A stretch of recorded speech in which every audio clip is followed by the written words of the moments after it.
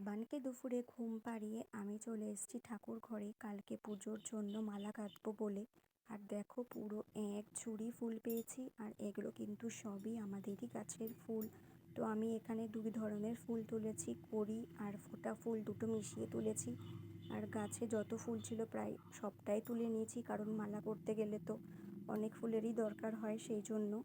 আর বাজার থেকে যখন আমরা কিনি তখন কিন্তু শুধু কড়ির মালা থাকে, ফোটা ফুল থাকে না। আর এখানে আমি দুই ধরনের ফুল মিশিয়ে মালা করব, তাহলে দেখতে অনেকটাই সুন্দর লাগবে। আর তোমরা কালকে কারা কারা নীলষষ্ঠী পালন করছো আমাকে কমেন্টে জানিও।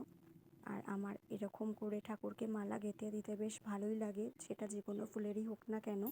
তো যখনই আমি অনেক ফুল পাই তখনই এরকম করে মালা গেঁথে ঠাকুরকে দিই। আর এই দেখো আমার এখানে মালা তৈরি করা হয়ে গেছে। তো আমি এখানে 4টে ফুলের মালা তৈরি করেছি, 3টে ছোট ছোট আর এটা হলো সবচেয়ে বড়। এটা হলো মন্দিরের ঠাকুরের জন্য, আর 3টে ছোটো মালা হচ্ছে ঘরের ঠাকুরকে দেওয়ার জন্য। আর দেখো আমার এখানে 4টে কত বড় বড় মালা হওয়ার পরেও অনেকটা ফুল বেঁচে গিয়েছিল, কারণ আর তো গাছে ফুল নেই, তো প্রত্যেক দিন ফুল তো ঠাকুরকে আর দিতেও পারবো না আকন্দ ফুল তুলে।